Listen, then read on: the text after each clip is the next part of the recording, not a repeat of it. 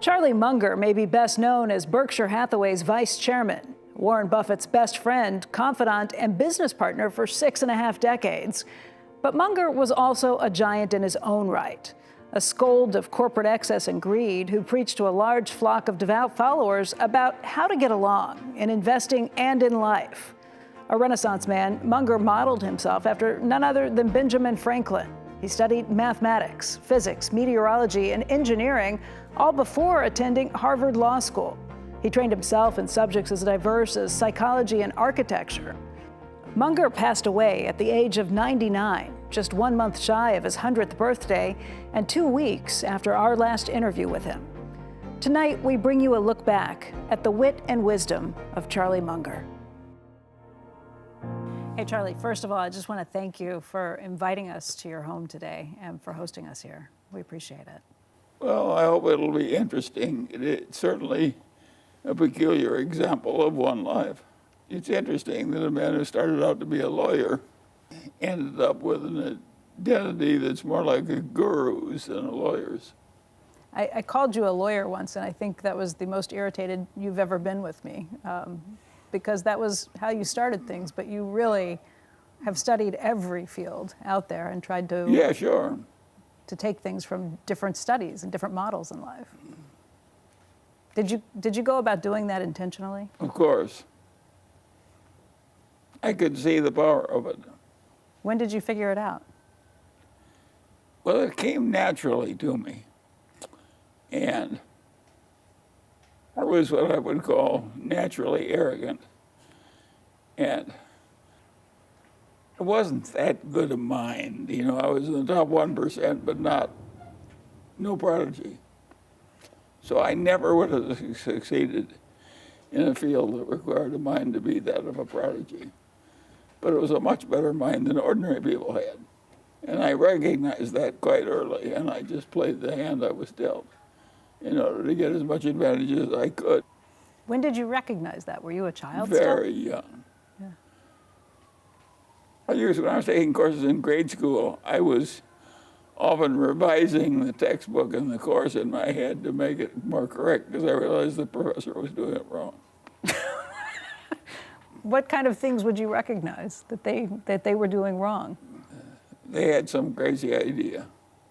For instance, my Latin teacher was a maladjusted woman who was a devout follower of Sigmund Freud. And I recognized that Sigmund Freud was a horse's ass when I still first read him when I was in high school.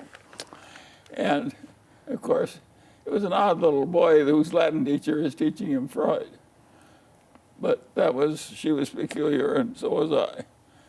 And, of course, when I bought the complete writings of Sigmund Freud from the American Library. It was one big book, and I went through it very laboriously, and I realized he was a goddamn lunatic. and so I decided I wasn't going to learn that from my Latin teacher. And that's the way it is. That's what I went through all my life, trying to turn every teacher into my Latin teacher. Just a poor fellow, I hadn't quite learned to understand it right yet. Now, I didn't always succeed. I had some very unusual teachers. The best teacher I had in my life was Lon Fuller, but he was the best contracts teacher in any law school. And contracts is the best subject in every law school. At least I think it is, because it integrates so beautifully with the new doctrine of economics that came along with Adam Smith and all those people. And, of course, I could see the integration, and so could this Lon Fuller, who was a damn contracts teacher. Now, he'd been the leading contracts teacher in some other law school. That's what got him to Harvard by transfer, which was rare in those days.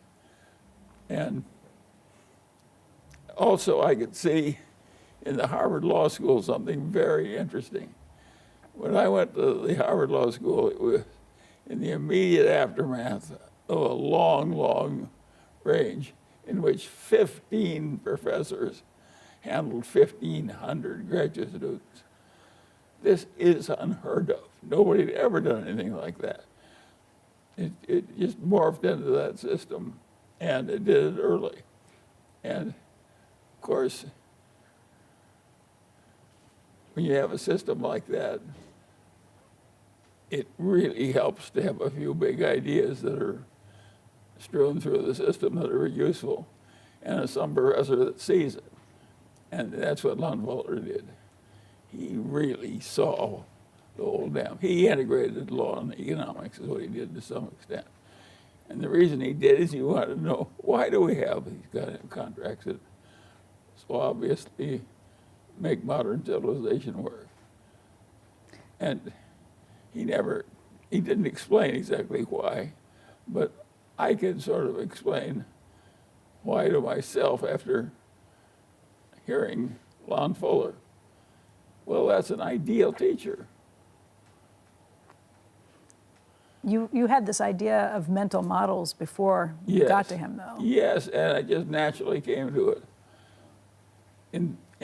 But it was very much a Lon Fuller-esque thing. I was just awestruck by Lon Fuller. I have never been awestruck by any other teacher in my whole life, including some gifted mathematicians and physicists who did some remarkable things.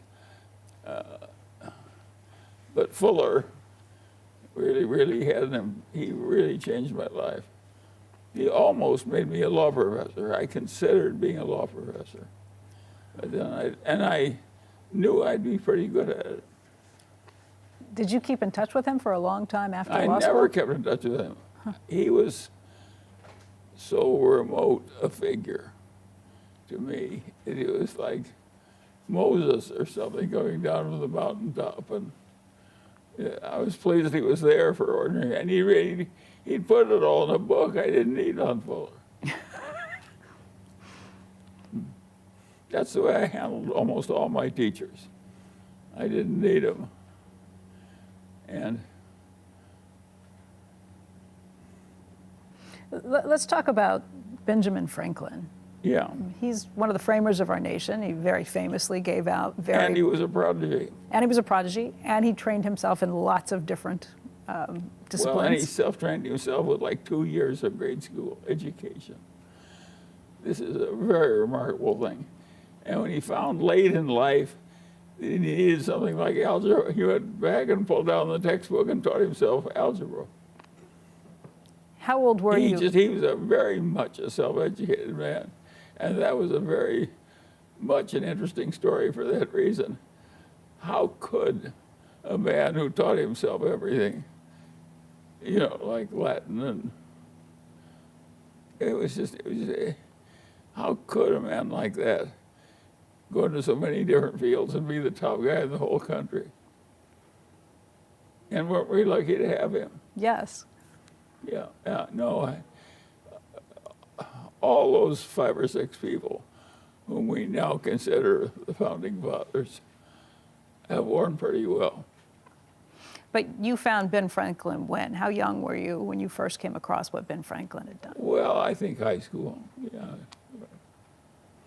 And that's when you started modeling yourself after some of the things? I don't know when I started modeling myself after Franklin, but I certainly tried to model myself a little. I like the mixture of financial life and regular life. Mm-hmm. But I couldn't copy. I didn't have any musical ability. And so Franklin he played 4 different musical instruments, one of which he invented. Well, this is a lot of musical ability that God simply left out of me. And so I can't do it. So I never made any effort to imitate Franklin's musical ability. But any other ability he had, of course, I tried to imitate. You started out in college at the University of Michigan. Yes. You were young when you went there because you had skipped some time in grade school. And you went for mathematics. Why did you choose mathematics? Because I could get an A in it without doing any work. That's why I took mathematics. And then you shifted with time. Yes. You did that for a couple of years. Yes. And then World War II interrupted Yes. things. You were 17 still when Then Pearl I Harbor decided happened. that biology was not the proper science to handle a war, or geology was not the proper science to handle any war, and that obviously I had to start with physics. So I took physics. And then you focused on. Well, I didn't have to take it very much, because as soon as I'd mastered the first part of physics, I actually entered the Air Corps as a private. Right. And marched around in some field in the middle of winter and slept in a tent.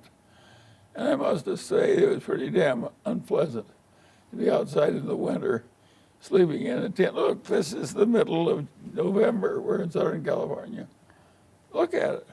Yeah, this is pretty nice. Yes, and of course, I noticed that it was like that. And it wasn't like that in Omaha at the time I was at Caltech. And it was the middle of the winter, and it was like this. And so I naturally thought, this is better. Yes, I understand why you moved permanently. Yeah, well, you understand why the whole nation moved. Right. It moved south and west is what it moved. It continues to do so. Yes, yes. Yeah. So, Charlie, you were born on the first day of 1924. You have seen a century of history. And I wonder, do you ever stop? Not only that, I lived in the aftermath of a previous century of history. In fact, you could argue that about 90% of the progress of man has happened in civilization, has occurred in the last 2 centuries. And that I lived in the immediate aftermath of one. And it was a very important cemetery, that cemetery that ended when I was born. Because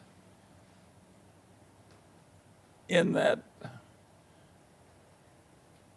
century, we figured out so very, very much that was quite important as a start.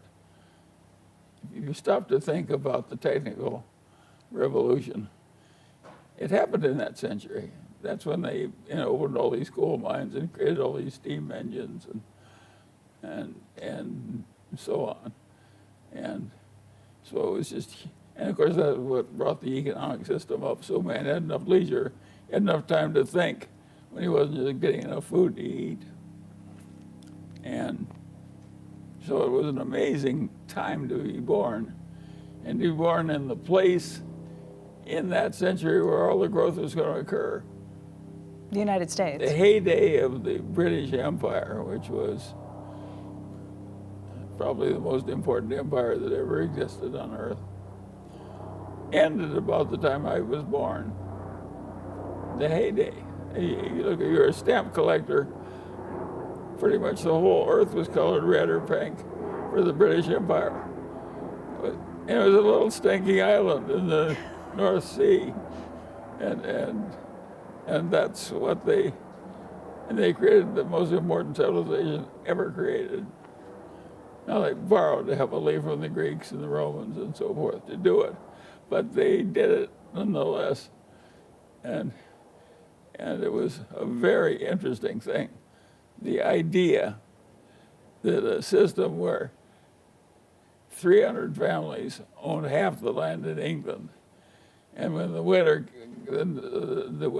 summer came in England, they went to London and ran the country as a matter of noblesse oblige. That enabled them to take the best of that 300 families and make them important parliamentarians. And that was their civilization. That was the way in which they took civilization, and their part of civilization, into total leadership of the technical revolution. And then you come along, and 1924. I'm in the immediate after that. My father grew up in a world where if you wanted to go around Lincoln, Nebraska, he had to use a horse and buggy. There was no car. There was no broadcasting. It was a very different world. The railroads were primitive. And that's what he grew up in. So but the last 2 centuries created almost all the growth. Before that, not everybody, but like something like 80% of all people are farmers. And what's happened over the last 100 years has been pretty remarkable, too. Yes, then the 100 years I've lived has been even more remarkable. That's pretty much all of modern biology, modern medicine, and modern industrial civilization, modern chemistry. Just imagine what the world would be like. You know, we had photographs for 100 years before we had modern chemistry. But no, it was done by a guy who was a natural, very good chemist. But nonetheless, and he created a mighty company, a great growth stock, and so forth. And it finally wiped out the shareholders in bankruptcy. Eastman Kodak. Yes, Eastman Kodak. Yeah. Which is an amazing story that could happen. And of course, it helped me because if somebody is brilliant as old Eastman, and somebody who hired as many brilliant people as old Eastman did, could take the company into bankruptcy, I figured that lesser people could easily take big companies into bankruptcy eventually, in spite of their best efforts. It wasn't like Kodak didn't try. They hired the most brilliant graduate students. They gave them all kinds of time to think.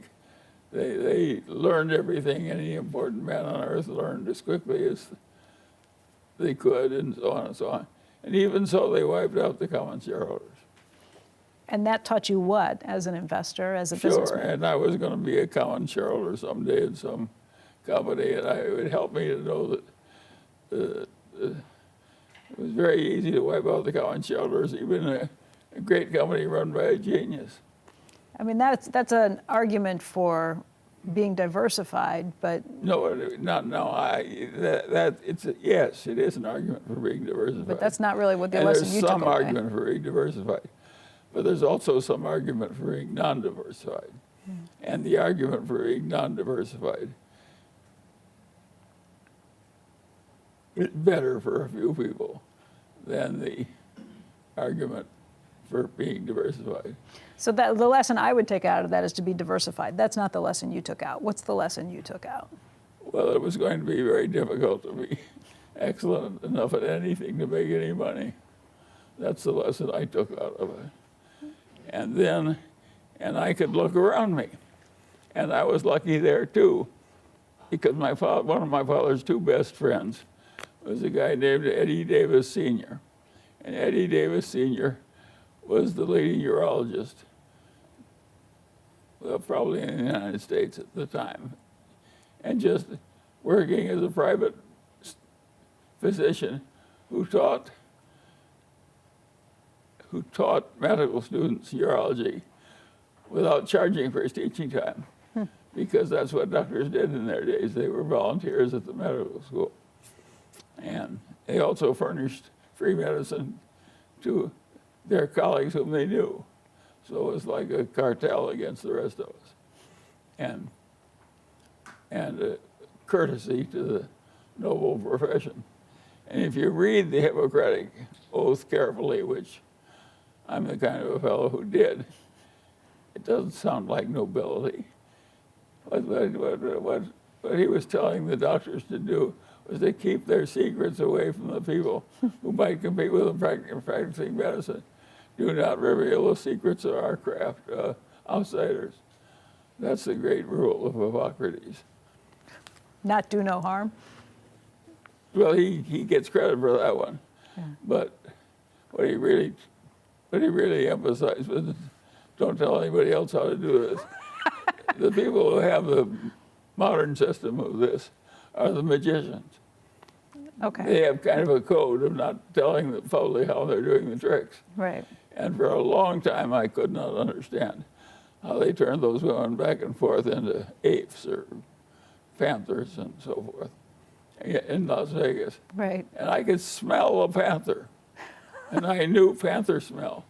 And I thought, that is a hell of a magic trick that they're fooling my sense of smell.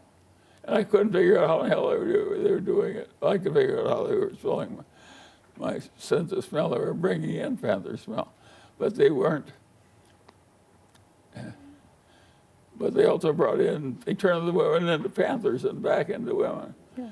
And I couldn't understand how they were doing that. And when it was finally explained to me by some guy who broke their code, like the code of Hippocrates, don't tell the outsiders our tricks. What they had is they had little slats of mirror that slid out of little slats of bamboo. And by using those little slats of mirror, for Frenchie, a button would move out. It would show you a different. Usually show you a different image. Yeah. And it was just it was a clever goddamn contrivance to fool the eye and mind of man. But you saw and smell a woman turning into a panther. I never saw that. It was a tiger more often than a panther. Yeah. But that's the way they did it. Let me ask you about the Great Depression. You were just a child then. I know your family struggled. Yeah, but I was an unusual child. Yeah. And I was curious, and I saw what was happening. And it was just clobbering my family everywhere it looked. And it wasn't a little clobber, it was a major clobber. What happened? Clobber. Well, my mother had 2 sisters, and my father had 2 sisters. And all 4 of those sons-in-law, who were my uncles, got utterly clobbered by the Great Depression. One was an architect, and the just stopped building practically everything. And he finally got a job doing drafting work for the county of Los Angeles, and they paid him $108.08 per month for doing that drafting work, which was above what they would have paid an architect, but not much above. And that's what he was earning. And then they passed the FHA rules, and that was competitive civil service examination. And he was a brilliant man, and so he took the examination and came in first. And they made him chief architect for the FHA in Los Angeles, which is a huge program during the 30s to revive at least some building. And he set the standards for that. He wouldn't let the subdivider get by with much. You know, there was a rule of how many electrical outlets there had to be in every bedroom. And he'd make them put in the right number instead of the lesser number. And that was an important job.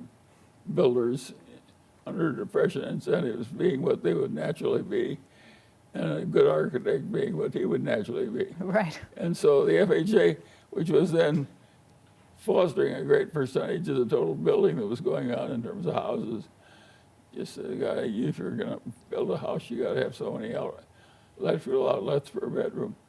Well, it was useful work my uncle was doing. Yeah. And he was enough of an architect that he could force in a little bit of grace too, as well as the right number of electrical outlets. But and one of the things he was very interested in was the plaster screed.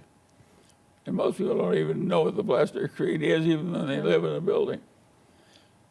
But if you got plaster that goes down into the ground, you get capillary attraction that sucks a lot of water up into the plaster. It's not desirable. It doesn't always do that, but it sometimes does it. But it's a tiny little incremental cost to stick a little thing on the bottom of the plaster as it comes to the end near the ground. If you put in that plaster screen, it can't suck that water out of the ground into your plaster. And my uncle made everybody put in a plaster screen. And saved all these houses as a result. Yes. And of course, it was a good example for somebody like me to watch that being done. To put in the hard work early on and the extra step. The extra thing that could be added at tiny incremental cost and would last for 100 years. Wow. You saw your family getting clobbered on all sides on the Depression. Yes, how did that? That was one was an architect. But how did that? One was a builder who was broke. He had loans he wasn't even paying off from the 20s. Boom. bubble when he was a builder. And he made himself an appraiser. And finally, he was Omaha's best appraiser. And he made a good living too. But he had terrible years in the early 30s. And he had a terrible medical problem as one of his children died very slowly of meningitis. And it cost a lot of money. He just couldn't pay it. He had not paid off that fully until the war came. So what He did that? finally paid it off and got quite prosperous in the post-war boom. But he had a long period of just being utterly without money. And all of these So what he impressions did, on he you. moved into an extra house that my grandfather Russell owned, and that at least didn't have to pay rent. What did all these impressions mean for you? I mean, these are formative years for you Well, as this you're is watching quite this. serious. It's a little boy of his cousin, who's of the same age, is dying next door, and it takes forever and costs a fortune, and there's no money to pay the doctors, the hospitals, anything. That's a serious growing up experience. And I turned to the other side of me, lived Madeline Duffy, my great female playmate. And Madeline and I were just inseparable, living side by side. And Madeline Duffy and I were playing with this little dog that was a stranger to us when we were very young. But I can remember her and the dog, so we must have been nearly 4 years old. Or 4 years old, more or less. And that dog was inches away from my cheek, but it bit her cheek instead of mine. Oh, gosh. And they didn't quite get the fast tourist treatment in time. They got to it, but it was too late, and she died after terrible trauma. So, and she was a very outstanding little girl who might have grown up to be a Becky Quick if the world had been different. But she never grew up. So I'm sitting there with two dead children. People don't realize how high the death rate was among children until about the middle of the century that preceded the one in which I was born. And if you wanted, in those days, if you wanted 3 children, you had 6. And you shoveled 3 out of the graveyard before they even grew up. That was the system. That was mankind's system. That's an awful system. It was an awful system. The agony of doing that was just, you see the agony with somebody like Lincoln who loved his children so much and did not have a really functioning wife. And for a man who has no functioning wife to have his children die one by one, so he lost 3 out of his 4 sons. They never grew up. And the one who grew up never had any children. As a little boy, I carried more money than all the other little boys. When I used to shoot agates in the schoolyard to make money playing competitive agates, Marbles? I made sure, marbles, but agates were the most valuable marble. And I never wanted to lose my good, valuable collection. Some guy was more coordinated than I was at shooting marbles. So I would never play for stakes unless I could play better than the other boy. That's kind of been a habit you've made throughout life. You don't play Yes, poker with someone you're going to lose with. Exactly. Right. I didn't always arrange the circumstances. I just fell into them very frequently. But I got to play with competitors who were dumbcoffs. People who weren't assessing the odds quite the same way? No. Weren't assessing it. They weren't assessing the odds the way it was easy to assess the odds. If you learned it, you paid attention when the teacher was teaching you permutations and combinations your second year in high school. The minute they taught me those things, I looked at them. And the math teacher who was teaching me was a dumbcoff. And of course, he didn't have any idea how they were important and why. He just taught them as one more thing he had to teach to get through the textbook. And I immediately realized that these things were terribly important. It would do wonders for me if I mastered them. But my math teacher didn't know that. I mean, that's where you get to what I think what you call Lon Fuller. Yes, he knew that if you really knew economics, you'd be a better decision maker.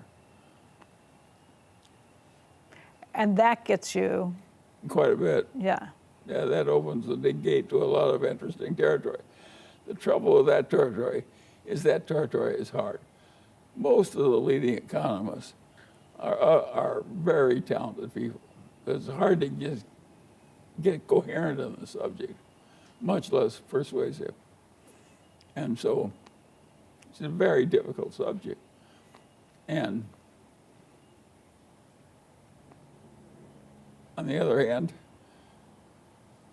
there are little sub-markets where it's easy to figure out how to do well. And a lot of people figure out how to worm their way into those and stay there. A lot of what you do, though, also is picking your shots. I mean, I think you call it sit on your ass investing. Yeah, Where sure. you wait for the big fat pitches to come in. You don't do a lot over time because That's correct. you don't want taxes to whittle down or anything else along the way. No. And it's fairly obvious that every intelligent person ought to do that. And a lot of the intelligent people have figured it out. If you go into the decisions that the teaching profession makes with its IRA money and its pension money, where it gets any choice, a lot of it is indexed and a lot of it is invested in shrewd investments held for a long time. So a lot of what I do is being done now, and that wasn't true when I was young. I couldn't just look at somebody else and see some. I saw some people who'd gotten rich by holding a few good things. So you think it's harder to make money now? Well, that's a very interesting question, and it's a very important question. And of course it's harder. It's so much harder you can't believe it. The people that have found it harder are the people that made Warren so rich. Ben Graham and his colleague Dodd in a damn adjunct course at Columbia. And by the way, Graham was invited into 3 different economic departments at Columbia on the full tenure track and turned them down. He was that good at literature and math and so forth. Both, which is rare. And Ben Graham was interesting. Ben Graham was polymathic, like the Davises, a different way. And the same thing, also somewhat musical. And something of a dancer. He liked to dance well. Something left out of me. And at any rate, what Ben Graham did that was so interesting is that he taught that you should find a few good things and stay with them for a very long time. But a long time to him was a few years. It wasn't a few decades. And he did that for like 40 or 50 years in a little investment partnership with incentives and so on. And his investors, who were by and large not very rich, did very well with him. After he got his share, they got a good cut that was higher than what other people got after fees. And so he delivered a valuable product. And he taught you got into things, it could be a lousy business, but they were cheap enough, they're still all right if they had enough assets per share. So you're getting at least twice as many assets as you were paying for. And he just floated around for the best available stuff among companies, good and bad. Yeah. That was his system. And he had worked for 50 years. His clients had good returns. Well, after he became so famous, partly with the help of Warren Buffett and Warren Buffett's success, everybody tried to do the same thing. And of course, as everybody crowded in, trying to be a little Ben Graham, it got more and more competitive. And that's what's happened now. And the low-hanging fruit that Ben Graham has a lot of because of the Great Depression has gone away. And if you just try and float from one undervalued bad business into another and pay all the costs and so forth, it just doesn't work well enough for the people that actually put up the money to be worth bothering with. That's the way it works now. But at Graham's time, it was the best way there was. Well, your upgrade on that was to just look for good businesses. I saw immediately the Graham was wrong. Right, and you look for... And you had, the real money was in the really great companies, Right. which carried you up and up and up and up and up. Is it... And whoever, but I did not really think that we'd ever have one that would,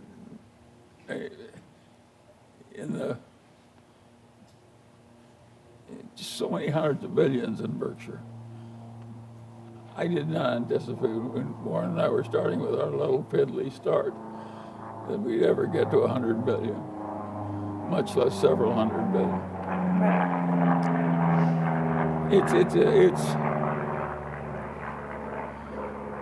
It was an amazing occurrence. What happened that you didn't anticipate? What led to that success? Well, we got a little less crazy than most people, and a little less stupid than most people, and that really helped us. Then in addition, we were given as much longer time to run than most people because something kept us alive into our 90s. And that gave us a long track from our little fiddling start all the way to the 90s. Those are the two things that really happened. And of course, we wised up over time. We got into better and better companies, and we understood more and more of the bad things that could happen to you and how easy they could creep in. And we avoided them even more assiduously when we were old than we did when we were young. And it all worked. I think back in 2015, for the 50th anniversary of Berkshire, you wrote in the shareholders letter that, among many other things, you had a $60 billion pile of cash at that point. You thought that that pile of cash would decline over time because you'd be able to buy more and more things. Now you've got almost $160 billion in cash. Is there an opportunity for a really big purchase with that? And do you think you'll see one? Well, of course, there's an opportunity for a purchase a lot bigger that people can make who don't have us 160. We have $160 billion in cash, plus a great credit rating we deserve. And who in the hell has that? Not very many. Yes, but what it's going to be, I can't tell you. It can't be anything too small, because it doesn't matter how good it is. We're of a size now where too small just doesn't move the needle very much. So we need something big to come along and use up all our cash and some borrowing. But who's more likely to find something than a guy who has 160 billion in cash, plus a long history of buying bargains? I don't think it's hopeless. It may have to be done by some different people. You know that the next time we may not be able just to squeeze a little more lemon juice out of the old lemons. We may be able to, we may have to squeeze some new lemons, meaning new people may have to make the decisions. But who can make them better than somebody that has watched the early process all through all those years and seen how well it works, and who starts with a little legacy of 160 billion of cash? So you're talking about Greg Abel, Ajit Jain. Yes, Ted and Todd. Or somebody not yet identified. Yeah. The main trick that Berkshire shows is the power of what I call the Wooden effect.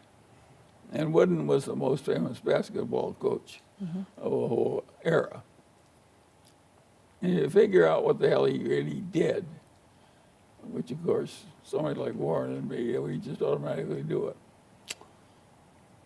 He concentrated about 90% of the playing time in 7 players, and everybody else was just a sparring partner for the people. And that turned out a great system for winning at basketball because you identified your best player and concentrated so much of the playing time on your best player. And more playing creates better, better, better. You learn by playing in a way you can never learn just by shooting practice baskets. And so he concentrated all his playing time on his best players. Simple idea. That's what Berkshire did. Of course, it worked better, and everybody's learned it. You've talked about... Everybody would know it automatically if it were just a little more obvious. If all of us had to make a living backing people in chess tournaments where there's very little revenue to pay anybody anything, we'd all recognize we have to get into the top 7 players or something like that, or have no chance of winning, chess tournaments. Yeah. And everybody would be trying to play the wooden style to get the bet. But in investment picking, people think anybody can learn it who just goes to Harvard or Columbia or something. And of course, anybody can't learn it. It's like chess or mechanical ability or a lot of other abilities. It's somebody who does it a lot and has a natural aptitude for it, who's the outlier, who gets the big results. And that's what happens in the investment world. Just a few outliers make the money. Now, we've also created a whole lot of people who get the reputation of being geniuses, who run venture capital funds and so forth, and who do pretty well for themselves because they get paid so outlandishly. But they don't really get, the bottom 80% of the people who invest in venture capital would be better off if they didn't even look at them.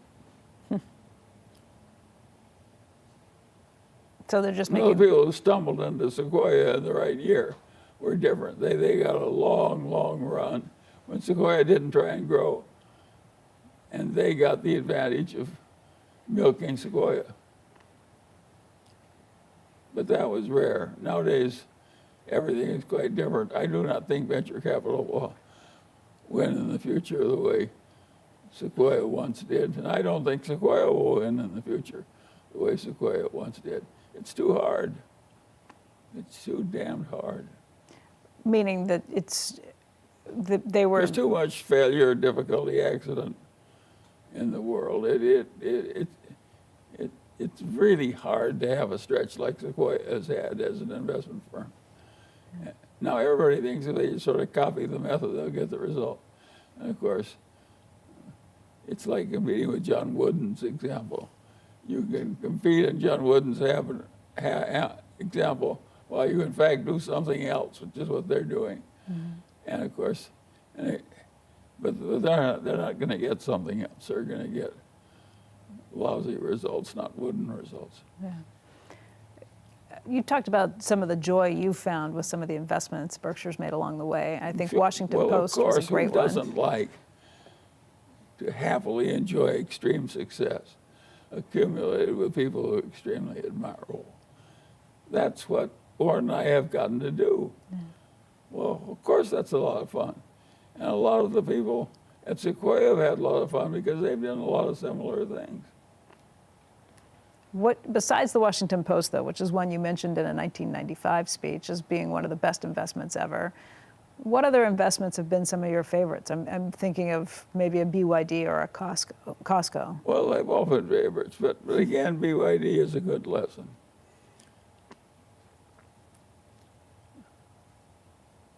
I didn't find BYD. Lilu found BYD. And he encouraged me. I encouraged him to create this partnership. And he found, he occasionally would do a BYD, a venture capital investment in his early life, something I would never do, nor seldom do anyway. And so he did one or two similar transactions that were a lot like Sequoia. He went into BYD when it was so small that it would have been appropriate in an early stage Sequoia investment. And it was a public company, but it was just so small, it was barely a public company. And he went into it. And this little nothing company, headed by this, we could see that two things about Wan Chuan Fu. One, he worked 70 hours a week, and the other was he was a genius. And of course, the idea of having somebody who was a genius and had all this mechanical aptitude that Warren and I lacked was interesting, at least to me. And so I was willing to take what was fiddling money by Munger standards and have some of it invested by Li Lu and Liu. But then he came to me and said, Wan Chuan Fu wants to buy a bankrupt auto plant in China and starting there, go into the auto business. And I said, let us mind. God, this is horrible news. I said, it's a really dumb idea. Who in the hell's ever succeeded in creating a new auto company? And competition with older companies that are as admirable as Toyota and so forth, and Mercedes. And people really know a lot about autos and have a big lead. And I said, let's talk him out of it. So we tried to talk Wan Chuan Fu out of going into it. He paid no attention to us. He charged into it. Well, this year he'll probably sell 2 billion automobiles at huge profits for automobile. Just mouth-watering, delicious profits for auto. It's a huge stunt. And we, Warren and I share the, not Warren and I, but Li Lu and I share the distinction of urging him not to do it. Thank God he didn't take you up on it. Well, he did. That's what geniuses do. They don't listen.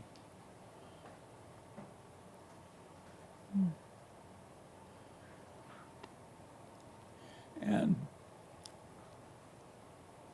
it's just amazing what he's done. Of course, he's been lucky, but all the great records are partly work, partly talent, and partly luck.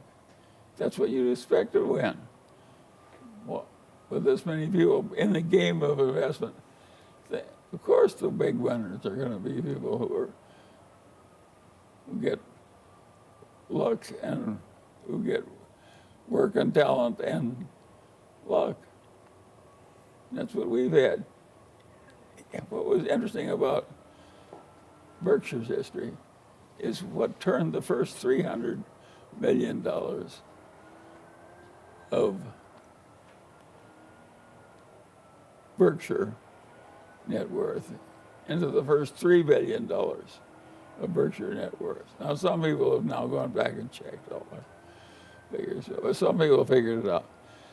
But the way the results we got in turning 300 million into 3 billion really quickly helped us a lot.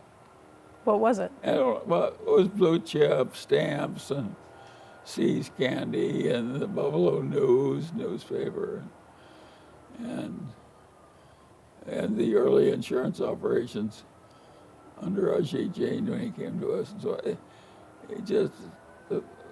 everything worked at once. And we made these unholy profits out of these fiddling businesses that weren't that good.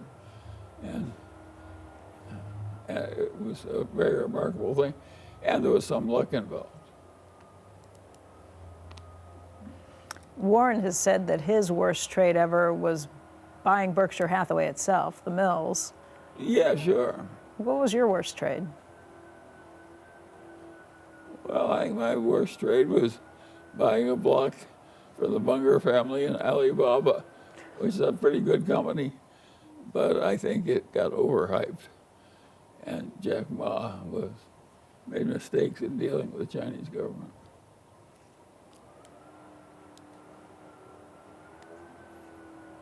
I had some everybody has some bad ones. Yeah. You have an off day. The greatest tennis player goes out there someday to the center court and has a bad day. It happens. I think people learn more from their mistakes sometimes than the and successes. their bad days even, yeah. Yes. Yeah. But what really is knowing you can have a very bad day. Do not live your life in such a fashion that a bad day can kill you. Which means what when it comes to investing? Making sure you don't use leverage? Well, they aim for the fences. It's like a hitter at baseball who tries to hit a home run on every pitch. The great home hitters do not remotely swing at every pitch. That's halfway good. They wait for one that they can really handle.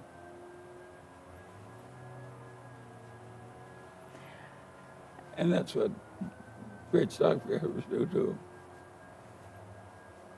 How do you know? Because I know leverage has always been something that you guys have shied away from, using too much leverage in situations. But you're also... Well, yes, but it wasn't like we didn't use any.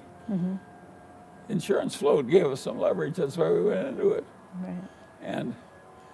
And averaged out over our lifetimes, we've benefited from insurance float. But I guess the difference between not wanting to over leverage in a situation, but also knowing that if you think something's a real deal, to really load up on it, because you're only going to have so many great pitches, perfect pitches. Yeah, we're not holding our cash for the boom that's going to come in 1999. Yeah. We may end up that way, but it may have a different protagonist, but that may happen, which is fine. I think some of the lessons in life that you give people, though, I guess if it's so much harder to do things now, and you've talked about this, how for this generation it's going to be harder to do things like buy a house, make the same sort of money, be able to get ahead in such ways. Of course. It's going to be harder to earn the same kind of percentage returns after taxes and inflation as this last generation of endowment managers earned. They've trained all these universities to expect a 6% yield return because that's what they want in order to do what to spend as they want. But it is not given in the stars that a 6% annual return will surely be wonderful for the good investors of an era. I mean more broadly. The great bulk of the investor may earn a lot less than 6% instead of a lot more. I just mean for, the average person who's looking at this thinking it's going to be harder to buy a house. Is the American dream further out of reach for young people today? Well, for some it is and for some it isn't. There also was never a place where anybody who got a degree in computer science got a salary, a cash bonus, and a block of cheap stock every year for free, just floating in. And sometimes in a very good company. And there are more companies like that that are offering benefits like that to people that are just starting out in computer science. So in some sense, it's easier. So for some people, it's easier. There'll always be something in a rich civilization that's a little better than other people get, as well as a little worse. And all these people prospering today in computer science are in the right place, and they're prospering more. Charlie, let's talk a little bit about bureaucracies, because you have duly noted the problems with bureaucracies, whether it be a big company, whether it be the government. Have I ever? Right. So how would you fix some of the bloated bureaucracies out there? Let's start with the federal government. That comes in my too hard pile. I can't tell you how to do that. That would be really hard, because you got the problem of A, figuring it out, and B, getting it done. And to solve both those problems that is really climbing it's like picking the high peak on Everest and saying, I'll waltz up there in a day, You aren't going to waltz up there. It takes several days to do. There was a presidential candidate who recently said that his solution for that would just be to fire everybody in the federal government whose Social Security number ends with an odd number. Does that sound like a good way to fix it?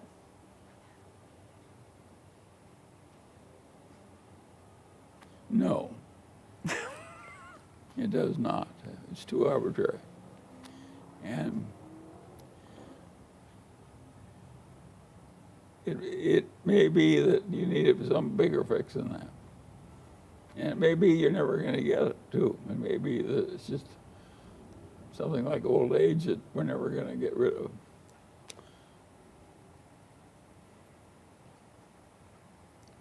But you are still a believer in the need for a government. Of course. If you get right down to it,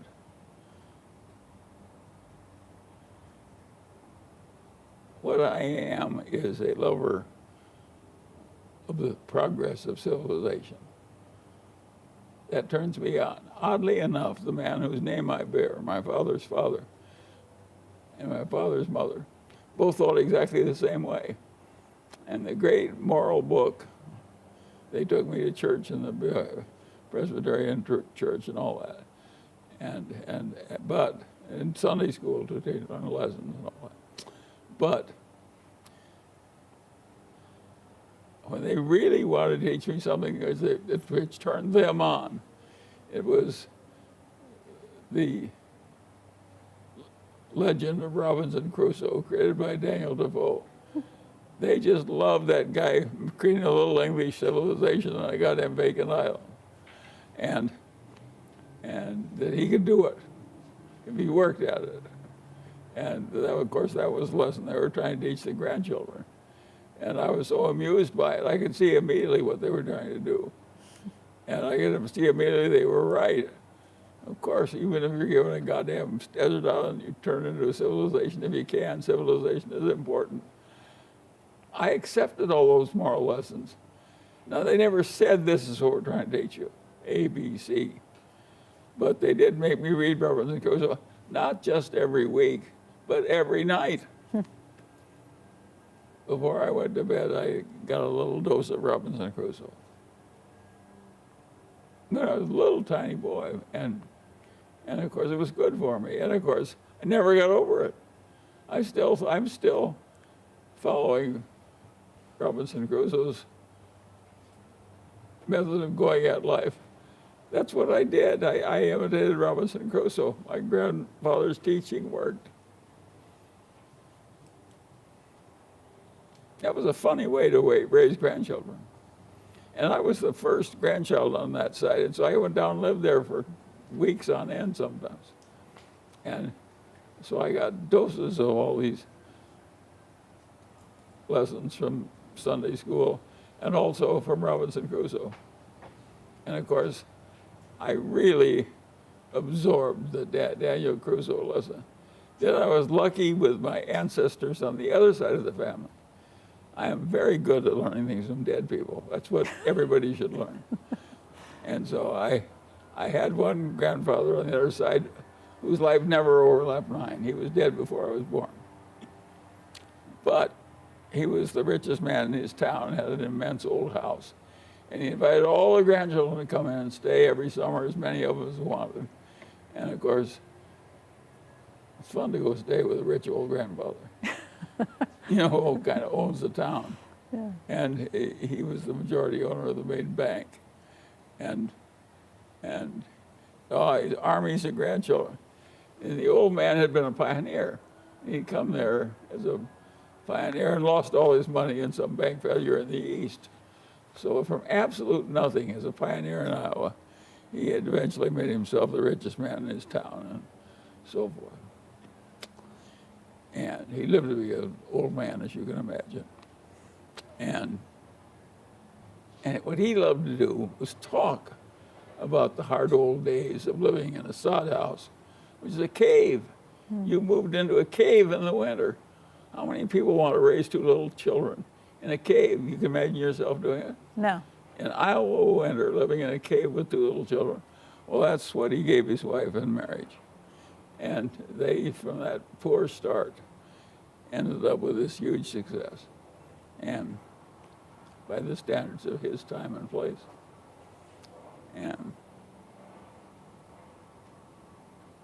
And he did that. He said he loved to talk about the early days because he was so proud of having survived them, the Indian Wars and everything. And so he was pleased to talk about reminded him of all he'd surmounted. My grandmother Ingham wouldn't talk with the grandchildren about the early days. If they tried to talk about them, they said they were mean, hard days. I don't like to remember them. Get them out of them. Don't talk about it in front of me. And that was her rubbish. So she wouldn't allow people to talk about the early days.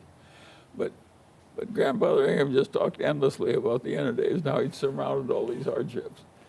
And what he taught the grandchildren of a fiscal nature, he says, he says, people think Iowa's the best farmland in the world, and I own a lot of it. And it's a good place to have a bank, and I own the main bank. And he says, it looks pretty easy looking back at retrospect, but it was damn hard, I want you to know.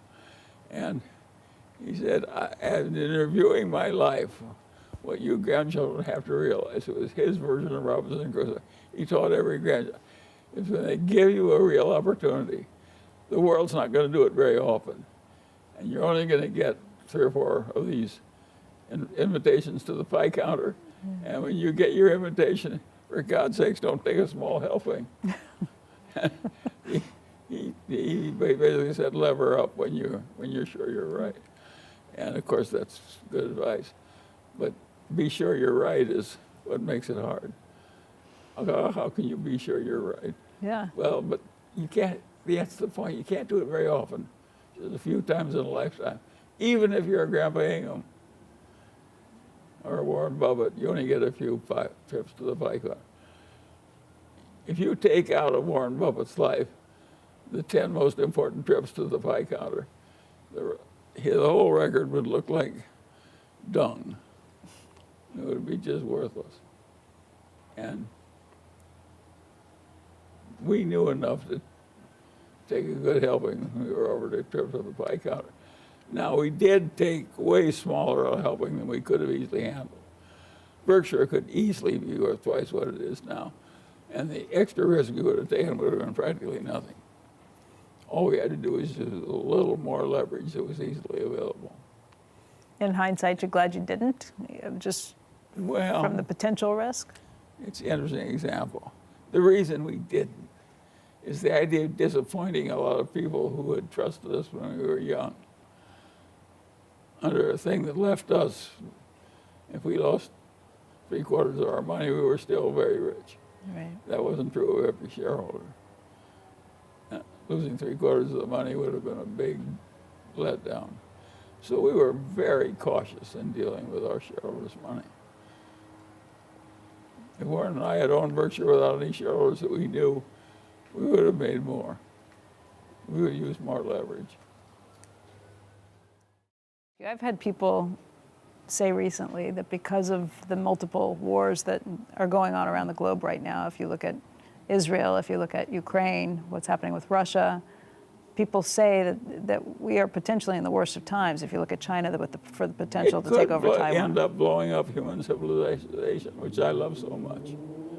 And naturally, I hate getting anywhere near. Imagine coming at life with the basic attitude of Grandfather Munger and Grandfather Ingham. How little I want to see human civilization blown up when it's been so hard to get it where it is from where it was. Of course, I don't want it blown up. You worry about that right now? Yes, of course I worry about it. You're mine. I don't spend too much time worrying about it because if it's something I can't fix myself, I frequently put it on something I call my too hard file. And then I just don't think about it. So I would say atomic war is in my too hard file. I think we're near. I know we're nearer of it than I like being right now. Charlie, Warren Buffett has said that he could fix the budget deficit problem in Washington by simply saying that any member of Congress couldn't be eligible for re-election if the national deficit was more than 3% of the GDP. Well, yes, that kind of thing has been done in some places that have gotten enough trouble. And it has worked. It isn't that it can't physically be done. He's certainly right about that. It can be done. Whether it will be done, neither Warren Buffett or I can tell you. But is that the proper situation? It's just setting up the right incentives? Well, we may come to a place where we simply have to, where we mismanage to the place where it's obviously we have to go back to something that's more like that's more like Adam Smith. And just take the inequality instead of the poverty. I like inequality a lot better than I like poverty. I mean, is this modern monetary theory that's gotten out of control at this point, do you worry? Of course, modern monetary theory was a level of indebtedness, which in the past would have happened only during a war, can now be routinely created to avoid any kind of unpleasantness from some families getting squeezed by hardship at the very bottom of the economic order. I'm not sure the whole damn system works when some families aren't being squeezed at the bottom of the economic order. That may be our path to civilization, and maybe the only one we've got. In that case, we just have to be financially responsible whether it feels good or not, even whether it works well or not on a temporary basis. And maybe we just have to do it. And that may come, by the way. I mean, the most recent news is that there was an 87% increase in the U.S. cost for borrowing money over the last year. Interest rates are high, Yeah, but they're they've come down to ridiculously low levels. I was going to say they're high, but not high historically. Well, talking economically, Yeah. when the English console didn't lose purchasing power way back in the 1800s, early, 2.5%. Where did we get the idea that every endowment should get 5%? 5% real, 2 or 3% inflation. That was written in the stars. I do not think it's written in the stars. We may have to do something so unpleasant that it looks like we're bringing back. Oh, when the Chinese said to the Russian peasants, "Earn your own grain by farming your own farm," and if it fails, it's your problem, not mine. Which is what they said. That was a hardship lesson at the time. It happened to work. It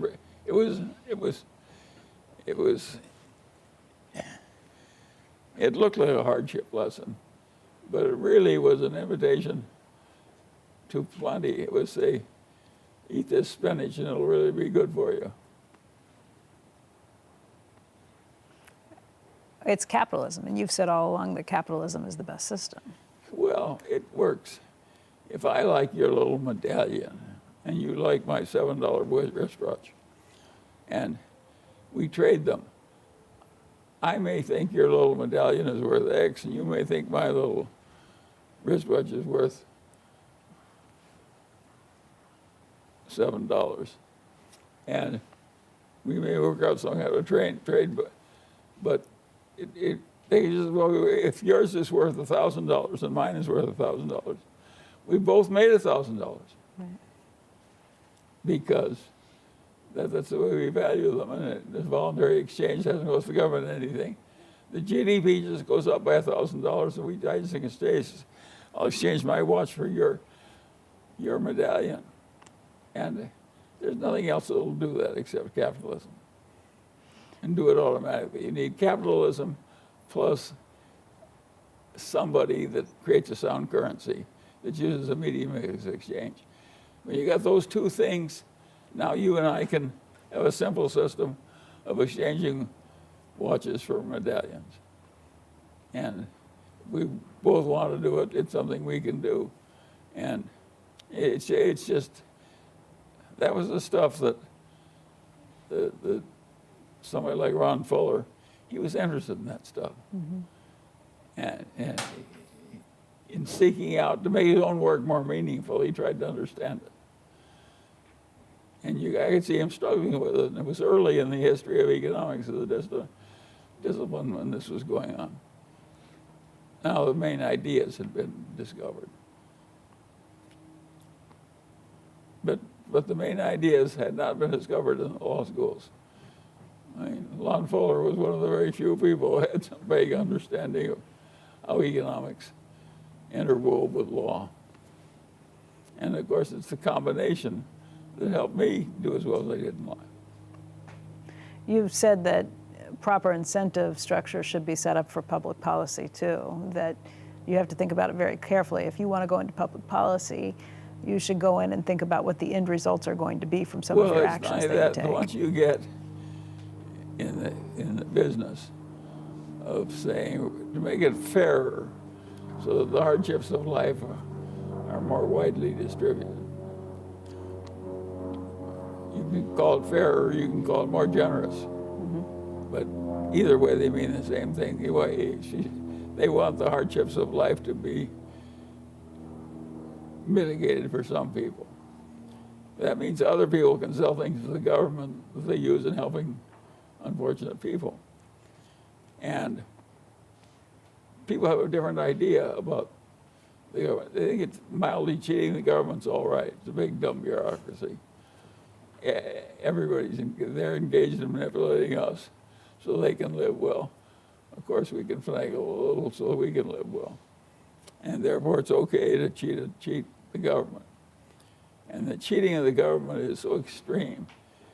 If I could just wave a wand and take all the cheating out of the workers' comp system, who can not be in favor of the workers' comp system? Yeah. It says if you're injured in course of doing your job that makes you a living and feeds your children, and now you can't function for a while, the government will lift down and give you a lifting hand. That's why they created compulsory workers' comp insurance, because it just seemed unfair that some people got so utterly clobbered by things that weren't their fault. And yet that wonderful system, it is rife with fraud. They puff their injuries up so they can get time off. They puff their injuries up so they can have extra cash. They puff their injuries up so they can get permanent disability pay. And they have doctors and lawyers that help them do it. I mean, mislead the government into unfair payments. So that in an effort to cure an unfairness, we may find that there are whole areas where the way human nature works, we have to endure more hardship and the unfairness that comes with it. The ordinary rich person who talks that way is talking because he wants to hold all his wealth and make the disparity between his wealth and the ordinary people get greater and greater. That's his ambition. But it doesn't work that he gets what he wants. The ordinary outcome for the well-to-do families is they go back to the mean. If you looked at somebody as rich as the Rockefellers, and that was really rich by the standards of ordinary human beings, even the Rockefellers will eventually go back to the mean. Pretty close anyway. It just happens. There's a lot of misfortune out there, that both fiscal and other kinds, and it takes it down one after another. Henry Ford and John D. Rockefeller were the richest people in the world when you were born in 1924. Today it's Elon Musk. Is it just new people who come through with the system? I don't regard Elon Musk as truly that rich, because I don't think it's sure that everything he's working on can work. I think he can get his ass handled to him in all those. I would not invest in Elon Musk's autos myself. But you've been impressed by what he's built. Yes, well, who cannot? Again, that's another lesson. What is the lesson of Elon Musk? The Musk is, it's always an outlet. Somebody who has a perfectly ridiculous amount of money, it almost always has an element of luck in it. He's been quite lucky in what he's picked to double down, double down, double down. And then he's used leverage so much that he's doubled down right to the edge of extinction, maybe 2 or 3 times. How many people can go to the edge of extinction without stepping into it? Well, he's done it 3 times. Maybe he's got 6 more in him, I don't know. I put Elon Musk in a pile. I never bet against him, and I never bet with him. As far as I'm concerned, he doesn't exist. My life works better if I treat the world as though he didn't exist.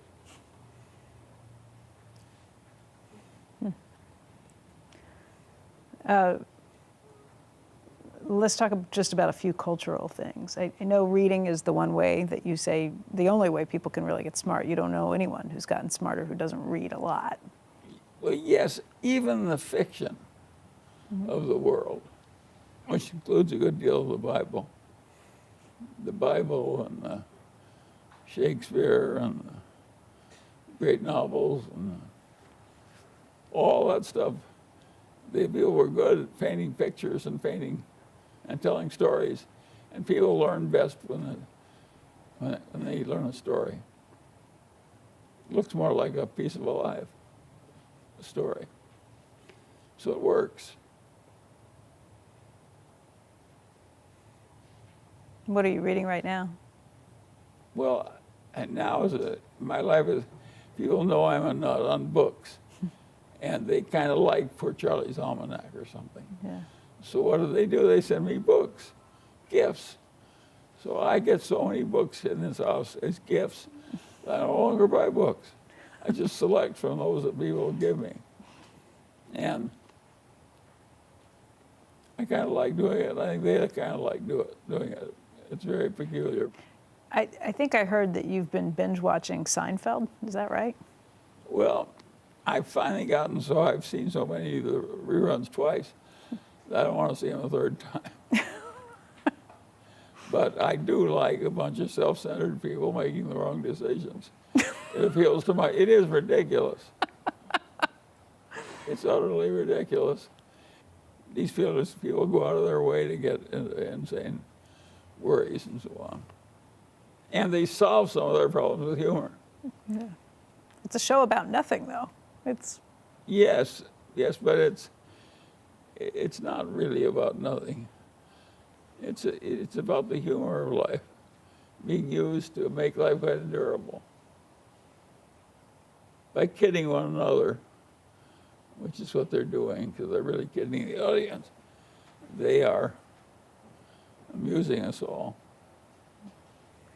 in thinking about age, a lot of companies are getting rid of mandatory retirement ages. Boards are getting rid of a lot of those mandatory retirements. But there are questions right now about whether Joe Biden or Donald Trump are too old to be president at 81 and 77 years old. Well, it may be true that everyone in America is too old to be president.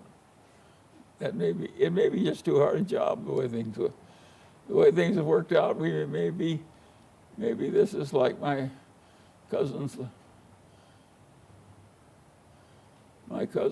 meningitis. Maybe it's just a hand too tough to play. Maybe you're not going to be allowed to play it out. We don't know. You mean the age factor, or No, I'm talking about the atomic war. the atomic war, just the idea of being president at all? Yeah. If you've got a big ruin of smoking country, it's not much fun being president. So that is something that really, you can say you set it aside and it's not worth worrying about, but I don't spend much time on it because I can't fix it. right. It goes into my too hard pile. Even if I had all the power, I couldn't fix it.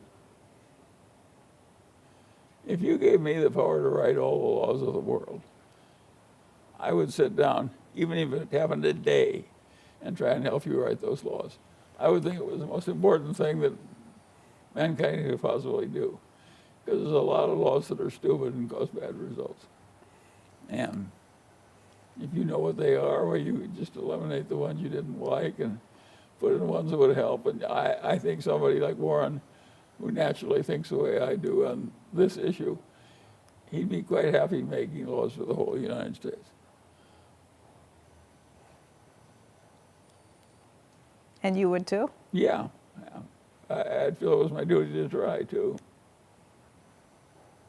What would be the first to go, or the first to get written in? Well, there are all kinds of things. Where the fraud just gets too much, I think you just have to take it out. But there are whole professions that go out. And there's whole half professions that goes out. Half the chiropractic profession should go out. It should not exist. Chiropractors. Chiropractors, yeah. Yeah, it's horseshit. Because? It's not true. It's not going to help you. And I should say you're somebody who was chairman at a hospital as well, so you've seen a lot of this up close. Yeah, many chiropractors to try and do things they couldn't help. You've seen that with Modern medicine doesn't really allow it. A chiropractor's license does not allow you to practice medicine. I can't give Becky quick penicillin because I'm a chiropractor. Right, right. But I could if I were a doctor. Right. What else would you tick on? Well, I think taking the fraud out is also important. How can a whole lot of fraud be a good thing? Yeah. And almost everybody has known that. And the early legislators made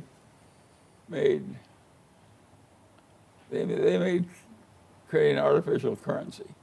You tried to pass it off as real. They made that as a very serious crime. And of course, they killed you for it.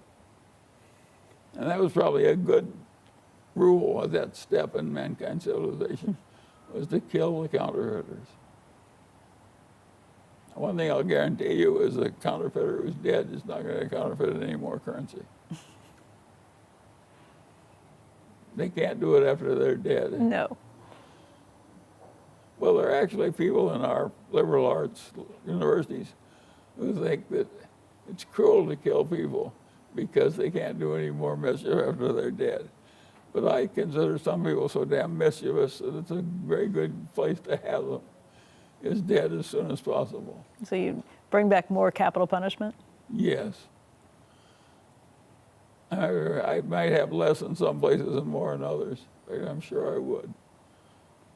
There's an article that just came out about Oregon, which decriminalized all of illegal drugs and is now rethinking that decriminalization because of what it has led to. They thought by offering people help to cure their addictions, that would be enough to offset it. What they've found instead is that they have places that are overrun with drug users on the streets, making it very difficult to live. A mess. Yeah.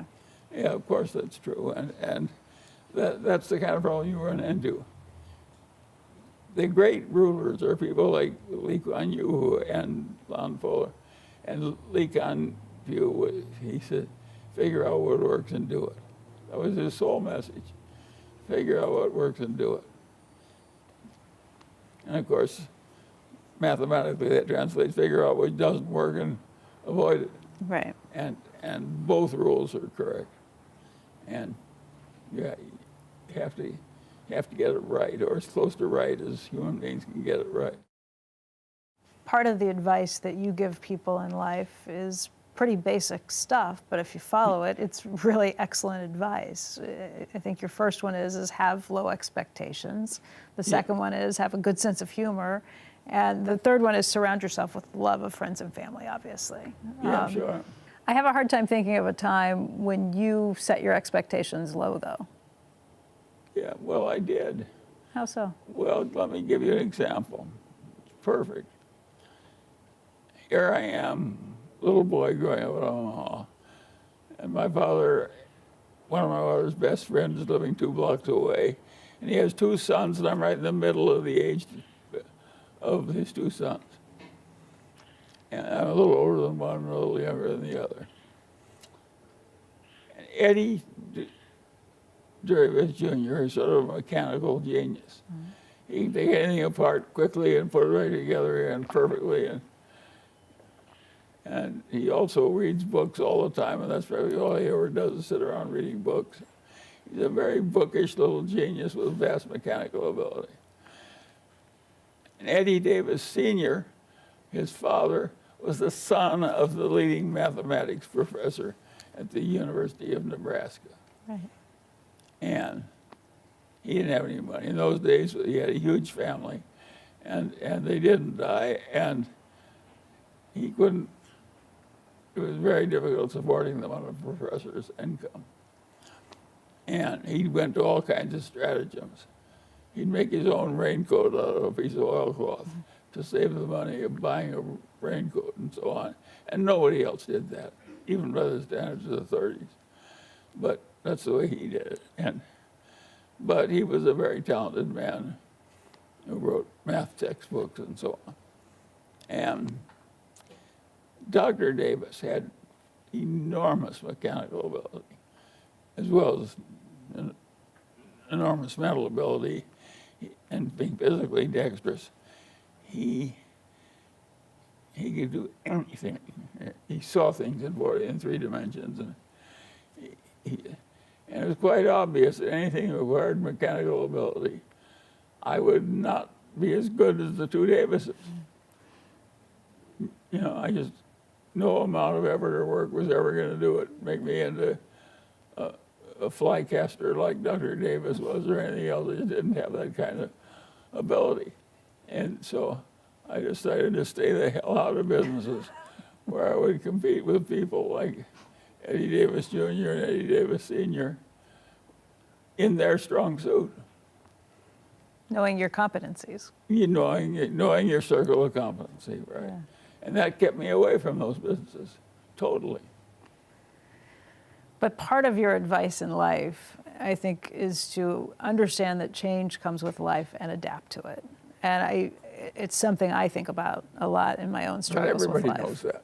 I could have done a lot better if I'd been a little smarter, a little quicker. What are you talking about? You've had success in everything you've done in life. What would you like to do differently? I might have had multiple trillions instead of multiple billions. Do you sit around thinking about this? What would you have done differently? Yes, I think a lot about what I nearly missed by being just not quite smart enough or hardworking enough. What would you have changed if you could go back and look at the last 100 years? Of course, it would be a cinch to go back and do it, knowing what was going to happen now. Yeah. I know I would be the richest man on earth. Well, what did you miss? What was there something where you zigged where you could have started earlier, for one thing, and I would have compounded longer, and I would have compounded better. So saved even more. And of course, I would have ended up richer. I was going to live to be 100 years old. And I constantly am aware of the facts that I basically screwed up. Given the hand I dealt, I could have done a lot better, quite easily done a lot better. But you are not somebody who spends a lot of money on yourself. We're sitting here in a beautiful house, but this is a house that you lived in for 70 years. I know. You could have moved and spent more. Warren's lived in his house for about 60 years. Yeah. We're similar. But you see, we're both smart enough to have watched our friends who got rich build these really fancy houses. And I would say in practically every case, they make the person less happy, not happier. How so? Having a basic house really helps you. Having a really fancy house that's good for entertaining 100 people at once is a very expensive thing to do. And it doesn't do you that much good. I think one of the things you've said along the years, at least this is what I've been told, is that it's not staying rich that's difficult, it's staying sane. Yeah, of course. What happens? Well, most people go a little crazy in some way or another. I mean, that's a lot of your life. A lot of your life and advice is avoiding traps. Invert, and try and figure out where you don't want to be. Yes, and then avoid it. Yes, of course. That's what everybody's life is with any sense. All the people I know, and my intimate friends now,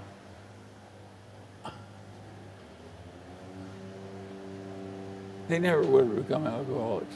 It was too dangerous. They don't get near it if it takes that many fine people into deep trouble. Yeah. I knew quite a people, having lived so long and have scattered around through different activities. And I bumped into a lot of different people. And I noticed as I got older and older that all the people that had very early heart trouble, the males that had very early heart trouble, had one thing in common. Right. They all smoked a lot of cigarettes. Oh. So I could see that coming fairly early. And it's rather interesting. I tried to learn to smoke so I could be a cool kid like the other kids in high school. I tried to ruin my life, but it nauseated me. And so I said, the hell with this. People have lured me into a goddamn thing. You gotta get nauseated by learning to do it. And I said, I'm not interested enough in going through a lot of nausea that I want to smoke, so I just didn't smoke. Now, you did drink from time to time, right? Yeah, sure, but I didn't. Again, I was, and I even drank to excess a few times, but I was always, there were enough alcoholics and near alcoholics in my own family to make me worry about liquor. Yeah. And so I was always very cautious about drinking liquor. Now, I did occasionally get drunk and throw up. That gave me the nausea, which enabled me to give up liquor. Do you still drink? I mean, living to 100, everybody wants to know what's the secret. What is the secret for you? What did you conscientiously go I don't know about the secret. Yeah. I avoided the standard ways of failing because my game in life was always to avoid all standard ways of failing. Mm-hmm. You teach me the wrong way to play poker and I will avoid it. You teach me the wrong way to do something else, I will avoid it. And of course I have avoided a lot because I'm so cautious. But you do things you like you'll eat peanut brittle or yes, doesn't matter that much. Okay. I drink Diet Coke. Yeah. I'm sure Diet Coke shortens my life a little. But I don't give a damn if the last week of lying there unconscious goes away. It's only the good part of life I want anyway. You know, there are all of these billionaires now, Silicon Valley types, who are trying to do anything they can to extend life, crazy things. They find they've got a family full of Parkinson's. And of course I watched my mother and my sister die of Parkinson's disease. And so I'm familiar with that one. Yeah. That's a very unpleasant thing. I do not like the last month of Parkinson's disease. Yeah. I've seen it up close. Yeah. It's no fun for the people in it. It's no fun for the people around them. It's no fun at all. And Diet Coke may be helping me skip it. Who knows? It's helping me skip the last month, not the first month. There are some new ways that people think that they can extend life, though. And one of the crazier things I've heard is this idea of doing a blood transfusion with younger people, so you get younger blood. I mean, there's some Silicon Valley types that are doing that was those things. crazy. You got to remember that the practice of medicine in my father's boyhood was a charlatan's profession. People learned to make a living at it, and they gradually learned a few things they could do to help the patients. But basically, they did a lot of nonsensical things. If other people want to know what the best way to live is, you would just tell them, avoid the crazy things, avoid the things that take you down. Yes. Avoid crazy at all costs. Crazy is way more common than you think. It's easy to slip into crazy. Just avoid it, avoid it, avoid it. Of course, of course, of course. I think another thing you've said is, whatever you are, wealth and age will make you more so. Yeah, sure. You've given away a lot of your money. Yeah, but not like Warren. More than half of the Munger money has already been passed to the descendants. So I've made exactly the opposite. It was a smaller amount of money, but I made exactly the opposite decision for the majority of our money. The majority of his money he gave away. And now he didn't exactly give it away. It goes to Buffett foundations that go on for another 100 years. That's not exactly giving it. It's not exactly like wasting it. It's having some significance. Is there anything left on your bucket list, anything you'd like to do? Well, that's an interesting question. I am so old and weak compared to what I was when I was 96 that I no longer want to catch a 200-pound tuna. It's just too goddamn much work. To get it in takes too much physical strength. So I don't know why I would have paid any amount to get you 200-pound tuna when I was younger and never caught one. And now if given the opportunity, I would just decline going. I won't even go out after them. There are things you give up with time. And You're pretty active. You've got a busy social schedule. You're on Zoom. You have breakfasts and lunches. well, I like it that way. Yeah. That's my idea of a proper old age for me. And I didn't plan it. It just happened. And when it happened, I welcomed it. I am very good at recognizing unfair advantages. And I got unfair advantages in old age the way I got unfair advantages in non-old age. And when they came, I just grabbed them. Boom, boom, boom. The one grab I never made was for a third wife. Too late. Why? It's a little too late. There are people for whom it's a necessity. They're so much more comfortable in marriage than they are outside it, that they really need it to be human. It's just the way they're put together.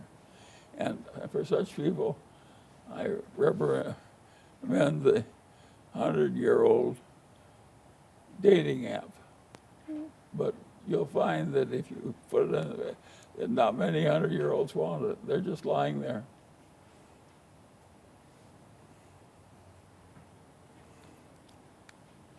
Your partnership with Nancy, your second wife. Yeah, so it was a 52-year-old marriage. Yeah, It's a long marriage. it is. And she got to live it all the way to 86, which is a long life. And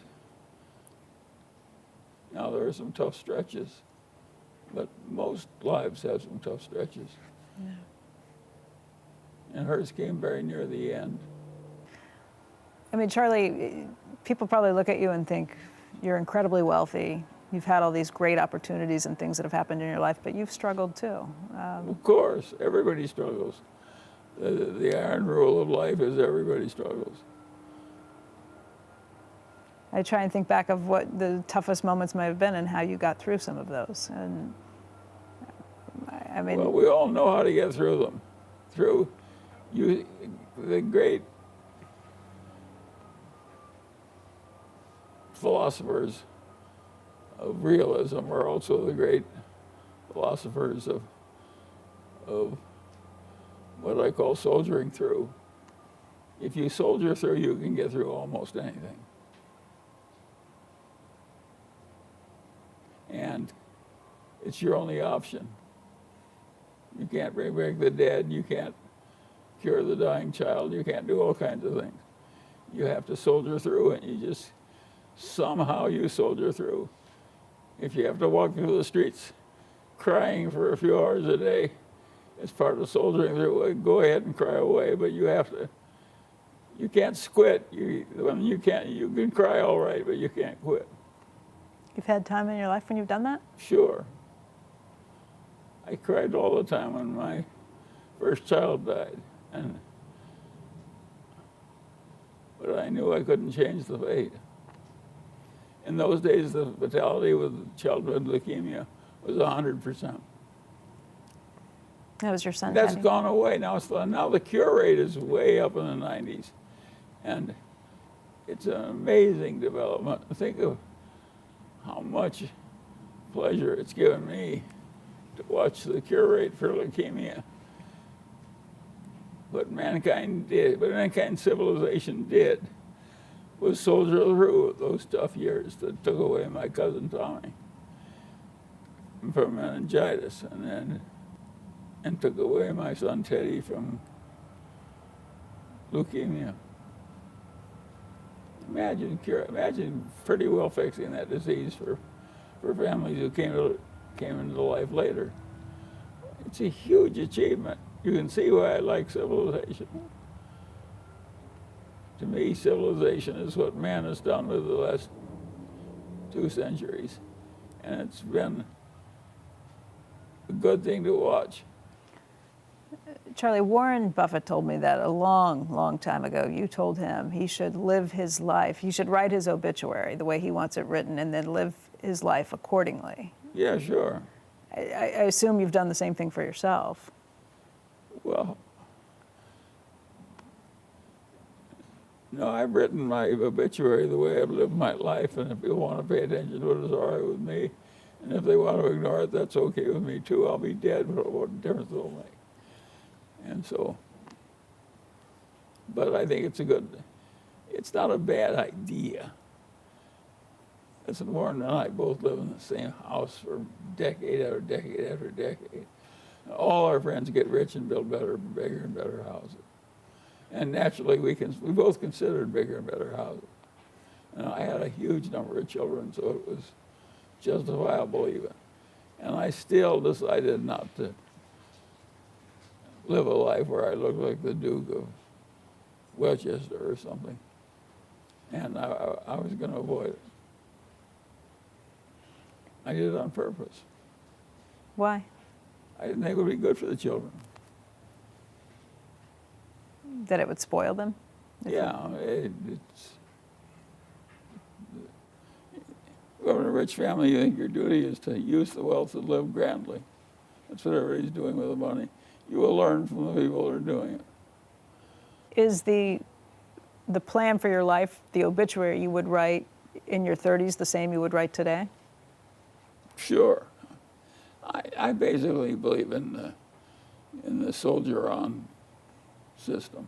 Mm-hmm. Lots of hardship will come, and you gotta handle it well by soldiering through. And a few rare opportunities will come. You gotta learn how to recognize them when they come, and not make too minor a trip to the pie counter when the opportunity is available. And those are simple lessons.